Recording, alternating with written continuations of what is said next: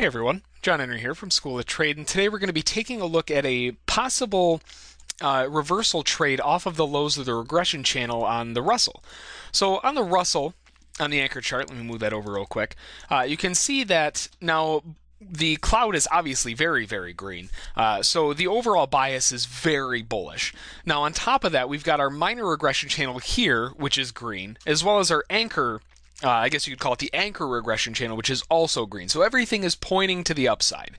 We're now resting at the lows of the major regression channel after breaking through the lows of the minor one. That part's not as big of a deal. The main thing with the minor one is as long as that stays green, we're good to go. Now, what I'm waiting for is a reversal bar on the 15 to give us just a signal that we're looking for a long. We already know that we're looking for a long just based on everything. I mean, you know, green, green, green. Pretty hard to say this market isn't bullish right now. We just need a confirmation signal to tell us to go long. So what I'm looking for is the price to go to 1125.4 and form a reversal bar. And then what I want to do is I've got a couple options from there.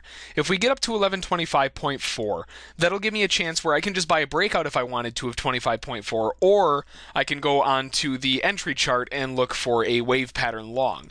Now, right now we've already had looking at price action, we've already had our 1, 2, 3 reversal, but that's coming right inside the BMT, and you can see we've kind of come up ping-ponged off of it, and now we're coming to the lows again.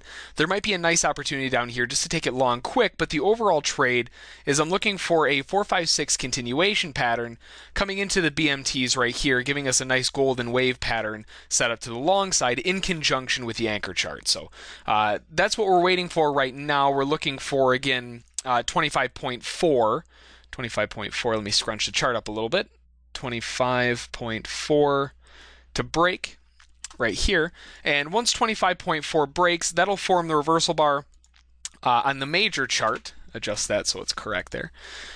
This will switch it over on the 15 JJ bar, give us a reversal pattern long, and that'll also signal in a 3, 4, 5 or a 4, 5, 6 continuation pattern.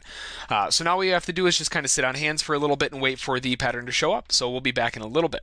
All right, so we just went past and created that reversal bar on the 15 JJ bar. So now what I want to do is look for a possible entry pattern to hop in long. Now the 4, 5, 6 pattern would normally use this low at 1124, but because we're looking at a reversal bar on the 15, I want to look for the larger time frame going higher. Now either or will work, but this one's going to be kind of my preference in this case because we're really trading this off of the anchor chart. I want to use the anchor chart more for my entries as well.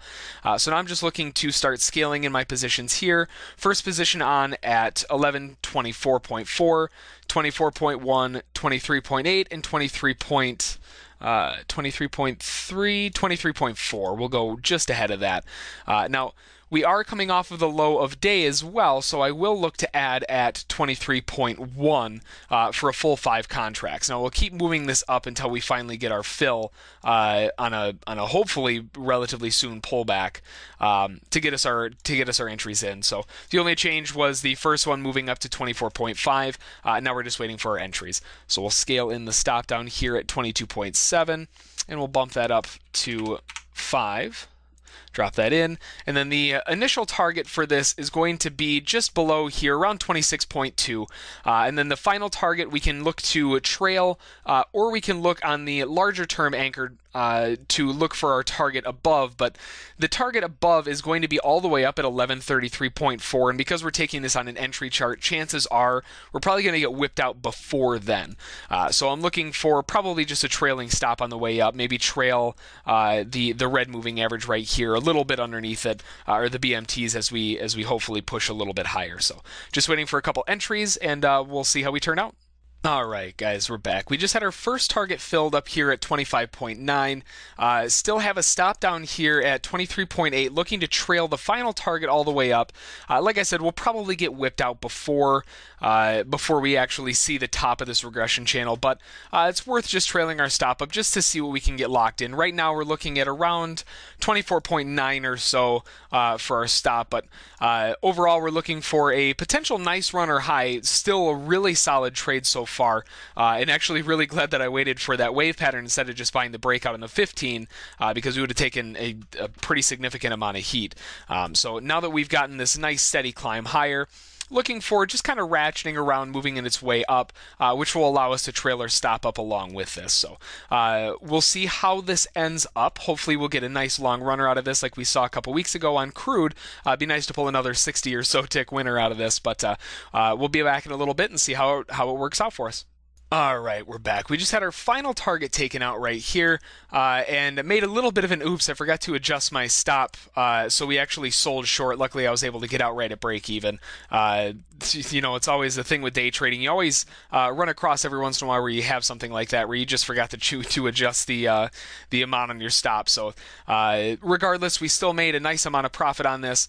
Looking at an overall average entry right around 24.3 or so to the first target is 16 ticks. And then the final one got stopped out, let's see here, right at 16, so another 16 ticks, pretty much the exact same thing.